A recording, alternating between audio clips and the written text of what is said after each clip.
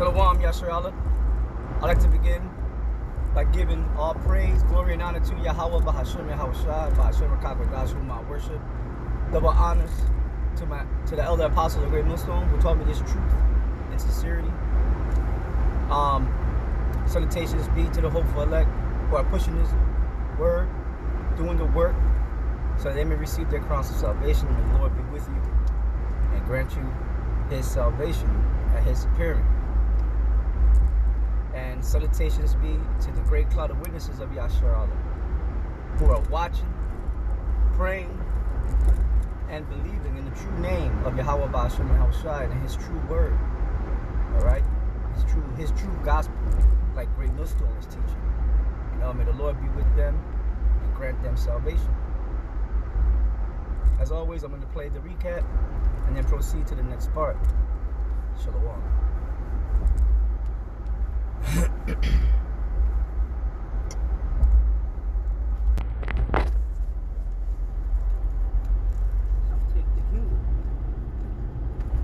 It says, and the Most High shall appear upon the seat of judgment, and misery shall pass away, and the long suffering shall have an end. And that's talking about the curses that came upon us, man, that came upon Israel. It's going to be done away with. It's going to be everlasting joy and happiness, man, and peace. But judgment only shall remain, truth shall stand, and faith shall wax strong, and the word shall follow, and the reward. It says, but judgment only shall remain, truth shall stand, and faith shall wax strong.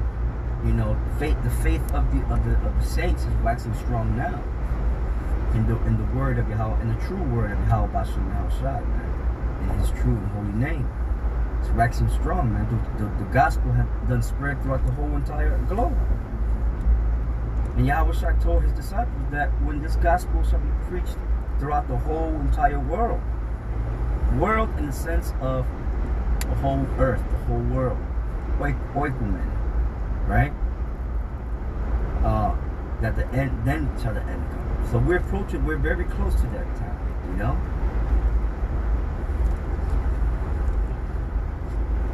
And the word shall follow, and the reward shall be sheep, and the good deeds shall be a force, and wicked deeds shall bear no rule. Then said Abraham prayed first.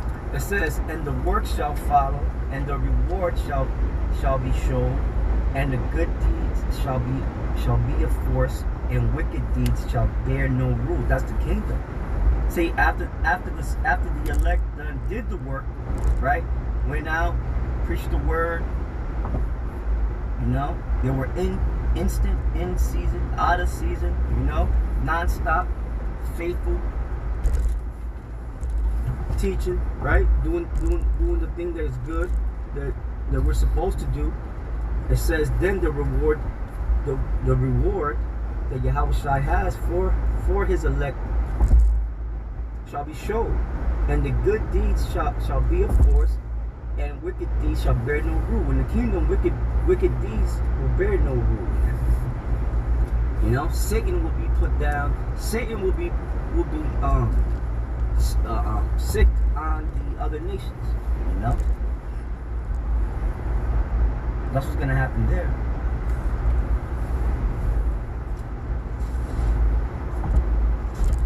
Then said Abraham prayed first for the Sodomites, and Moses for the fathers that sinned in the wilderness, and Jesus after him for it. Right, what that means is, it says, then Abraham prayed for, it says, then said, Abraham prayed first for the Sodomites. That was talking about Lot. He didn't pray for the wicked, in Sodom and Gomorrah. And that doesn't mean that he was praying for alternative lifestyle people neither, man. Right? That's talking about when Lot was captured, no,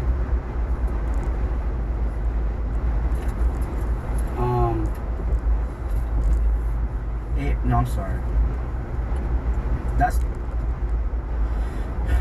That's talking about when Lot went his way with all his servants and with all his household and with everything he had and all his cattle, and he went down to Sodom and Gomorrah. and Abraham went the other way because they had so much cattle. And Jesus after him for Israel in the time of Achan, and Samuel and David for the destruction, and Saul. When it says Jesus, they're talking about Joshua. And Samuel and David for the destruction, and Solomon for them that should come to the sanctuary, and Peleus for those that received rain, and for the dead, that he might live, and Ezekias for the people in the time of Sennacherib, and many for many. Even so now, seeing corruption is grown up, and wickedness increased, and the righteous have prayed for the ungodly, wherefore shall it not be so now also? He answered me, and said, This present life is not the end where much glory doth abide, therefore have they prayed for the weak. But the day of doom shall be the end of this time, and the beginning of the immortality for to come, wherein corruption is past, intemperance is at an end. So verse 43, it says, but I'm going to end it here, this part here. It says, but the day of doom shall be the end of this time. Right. And what doom is that? What day of doom is it speaking about? It's speaking about that great fire to come. You know? So this is real. This is the day of doom, man. Damn. That's going to come upon Babylon the Great, which is America, and certain parts of the other world, and the current world that you know will be done away with. You know, this wicked society. And when I say this wicked society, I'm talking about this global society, this global scheme of things. You know, this one world order society will be done away with because it's based upon Satan, you know, the worship of Satan and total wickedness, you know.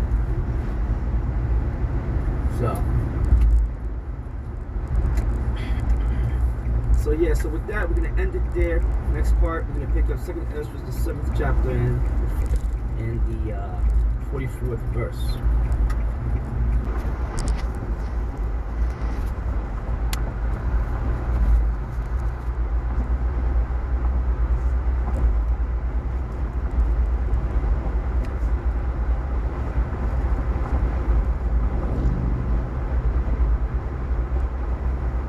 Intemperance is at an end, infidelity is cut off, righteousness is grown, and truth is sprung up. Then shall no man be able to save him that is destroyed, nor to oppress him that hath gotten the victory. I answered then and said, Ooh. Verse 44 and verse 45, that said a whole lot. It says, intemperance is at an end.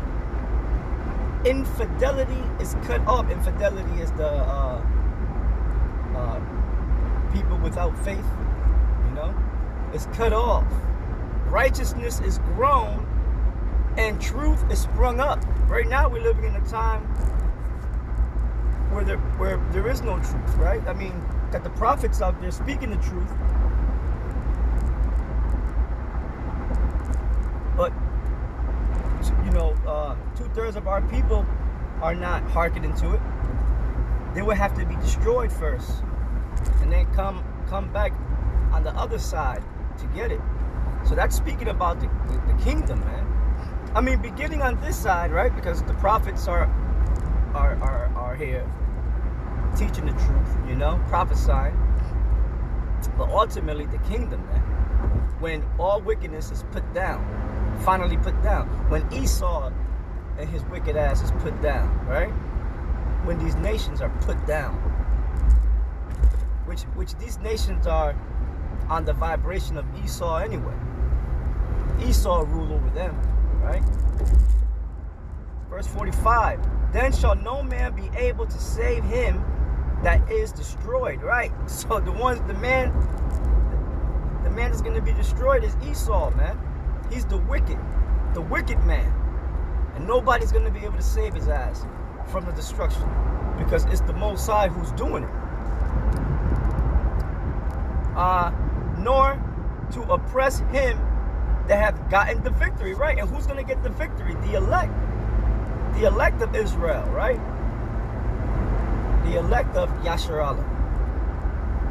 Those that stood faithful no matter what hell they went through and tribulation they went through, no matter what things they lost on this side, right? They stood faithful to Yahweh Ba'ashem, Yahweh Shai. They kept the faith, they did the work. And they just kept on trucking, man, kept on going. Those are the ones who the Most High is going to save and deliver. I hope and pray that I be one of them. But blessed be those men, man, you know, who are delivered in that time, you know, because they will see the Lord's salvation. And I hope and pray, like I said, that I'm one of those men, you know. Time will tell, right? You have to endure unto the end, like it is written, and then you'll know. I answered then and said, This is my first and last saying, that it had been better not to have given the earth unto Adam, or else, when it was given him, to have restrained him from sinning. For what profit is it for men, now in this present time, to live in heaviness, and after death to look for punishment? O thou Adam, what hast thou done?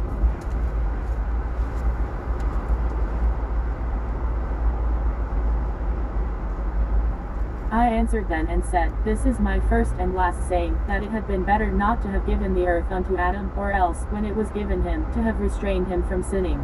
For what profit is it for men, now in this present time, to live in heaviness, and after death to look for punishment? O thou Adam, what hast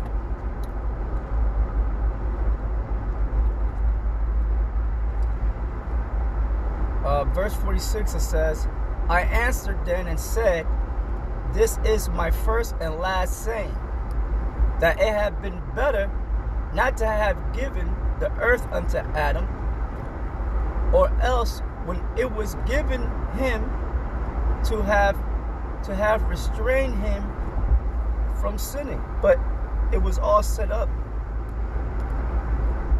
It was set up for Adam to go off from the beginning, man. That was the Most High's will. See, that's the thing.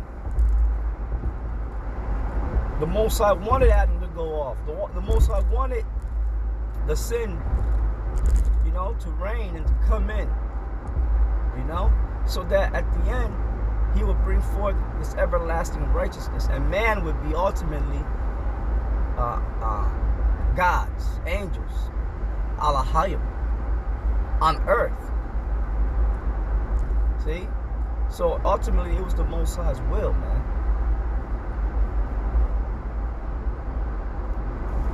Verse 47, for what profit is it for man now in this present time to live in heaviness, meaning catching hell, right? And after death to look for punishment. No, after death, your spirit goes straight up to the Most High. All right, that's in the book of Ecclesiastes, chapter 12, verse 12. You know, the spirit of man, you know, once it leaves the body, it goes straight up to the Most High. You know. Now, in the reincarnation, there be men who, pass, and because of their wicked dealings, right, that they did in their previous lives, they'll come back in another body to suffer for the sins that they committed in their previous life. That's called reincarnation. Okay, that's what ESDRAS is talking about. Not that they, after they die, they go into a place called hell, where their soul is tormented every single day, non-stop. That's not what that's talking about, man. O thou Adam, what hast thou done? For though it was thou that sinned, thou art not fallen alone, but we all that come of thee. For what profit is it unto us, if there be promised? Yeah, but that was the Most High's will, you know. That was the Most High's will, you know. Adam had to go off, you know. You know what I'm saying? You know, the Most High allowed that, you know. And the Most High still had his chosen, you know, men you know, that came down after many generations, you know, after Adam, you know, that he chose. Right? Let's get that. Hold on. So this is Genesis, the 11th chapter, and beginning at the 10th verse, and this runs down the chosen line. They came from Shem, right?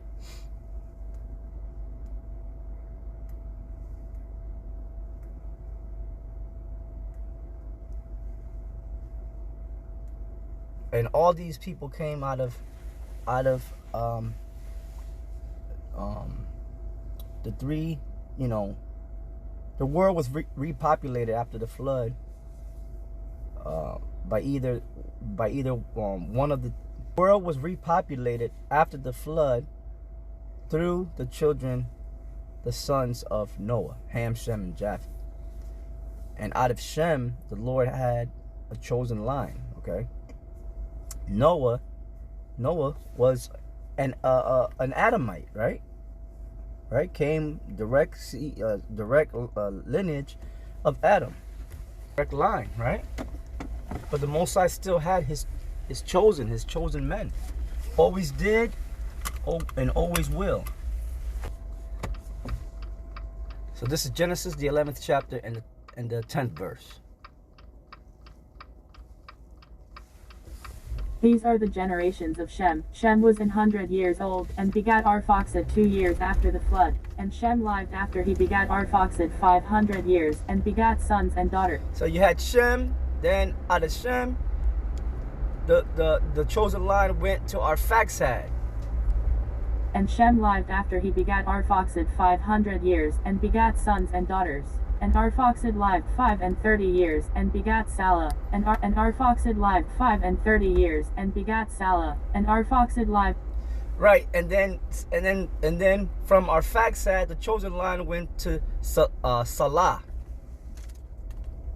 And Arphaxad lived after he begat Salah 403 years, and begat sons and daughters. And Salah lived 30 years, and begat Eber. And Salah lived.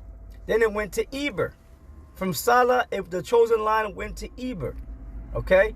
And Eber is where you get the word Hebrew from.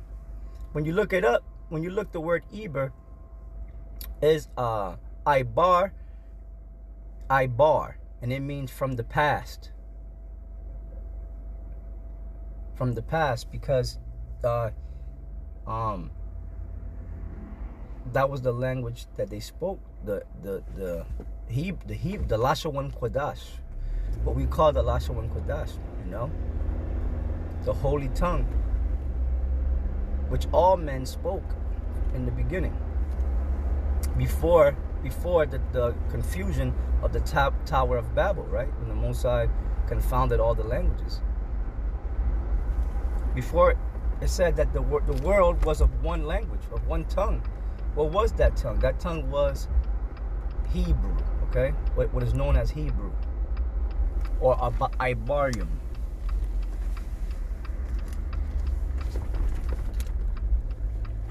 And Salah lived 30 years, and begat Eber. And Salah lived after he begat Eber 403 years, and begat sons and daughters. And Eber lived 34 years. So Eber had his children, you know, and then out of his children, the Most High, you know, chose the had his chosen. And Eber lived 34 years, and begat Peleg. And Eber lived after he begat Peleg. So, and then then the chosen line went to Peleg, or Palag.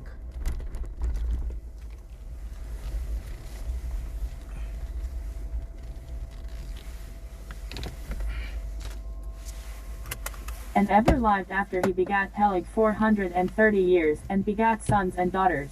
And Peleg lived 30 years, and begat Rep. And Peleg lived after he begat. And then from Peleg, the chosen line went to Ru. And Peleg lived after he begat Rep 209 years, and begat sons and daughters. And Re lived 32 years, and begat Sarah. So, and Re lived 32 years, and begat Sarah. And Re lived after he. Okay, and then it went and then it went from Ru to Sarug.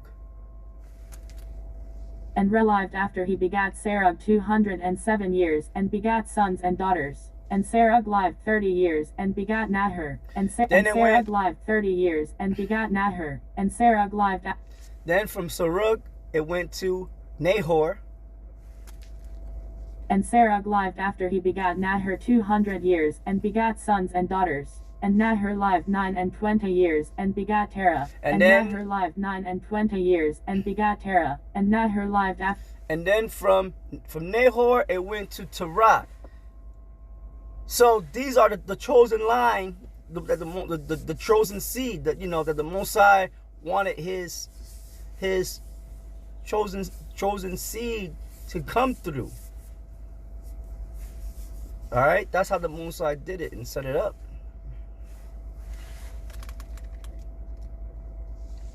And Nahor lived after he begat Terah 119 years, and begat sons and daughters. And Terah lived 70 years. So then it went from Nahor, then it went to Terah.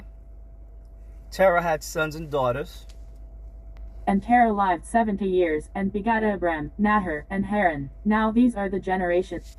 Now Terah begot Abram, Nahor, and Haran. All right. Abram means exalted father. Abba, Rum. All right. Rum means exalted. Abba means father. Notice he had 3 sons. Terah had 3 sons, but the chosen line went to Abram, whose name later became Abraham. All right, father of a multitude. And that was the line that the Lord wanted to deal with. If you see here in the 29th verse, it goes straight into the life of Abram. It didn't start following the lives of Nahor and Haran. All right, but the life of Abram, because that was his chosen man, and from Abram, it was the promise given. The promise was given to Abram, or Abraham.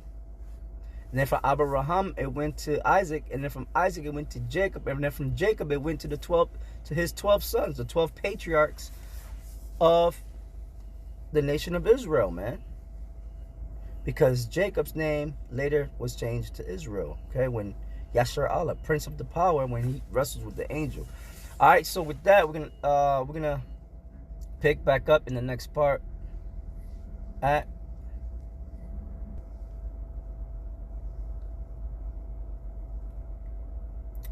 the 48th verse. Shalom.